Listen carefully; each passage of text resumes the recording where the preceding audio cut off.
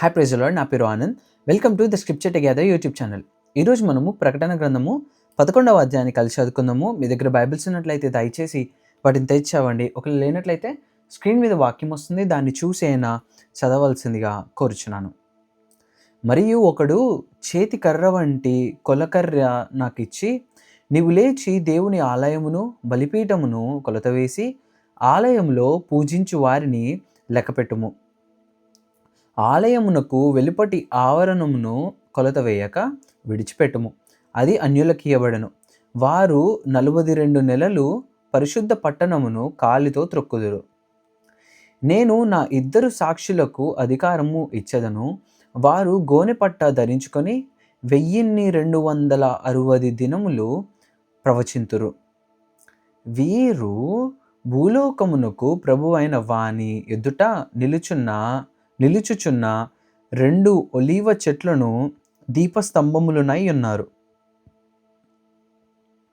ఎవడైనను వారికి హాని చేయనుద్దేశించిన ఎడల వారి నోట నుండి అగ్ని బయలు వెడలి వారి శత్రువులను దహించివేయును గనుక, ఎవడైనను వారికి హాని చేయనుద్దేశించిన ఎడల అలాగున వాడు చంపబడవలెను.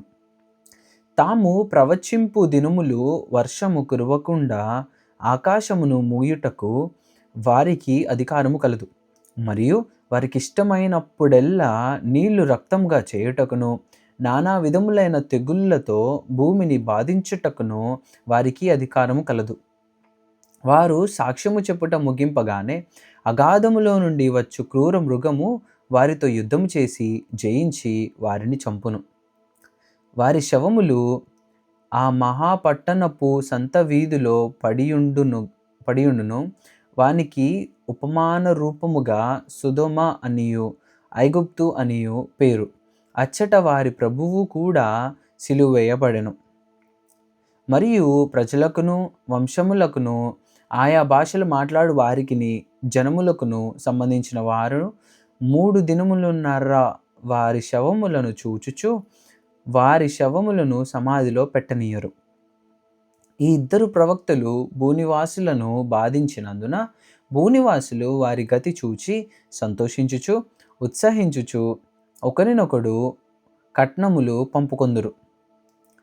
అయితే ఆ 3 దినములున్నర అయిన పిమ్మట దేవుని యొద్ద నుండి జీవాత్మ వచ్చి వారిలో ప్రవేశించను గనుక వారు పాదములు ఊని నిలిచిరి. వారిని చూచిన వారికి మిగుల భయము కలిగెను.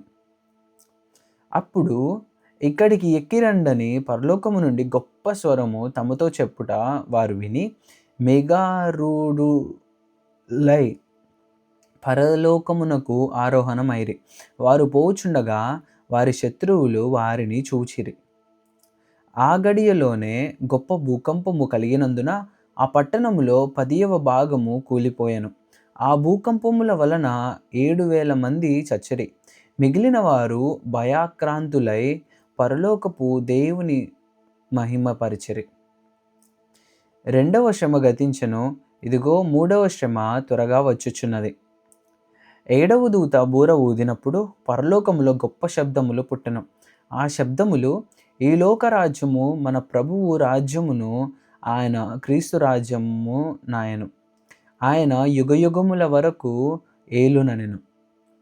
అంతటా దేవుని ఎదుట సింహాసనాసీనులగు ఆ 24 పెద్దలు సాష్టాంగపడి దేవునికి నమస్కారము చేసి, వర్తమాన భూత కాలములలో ఉండు దేవుడవైన ప్రభువా, సర్వాధికారి, నీవు నీ మహాబలమును స్వీకరించి ఏలుచున్నావు గనుక మేము నీకు కృతజ్ఞతాస్తుతులు చెల్లించుచున్నాము.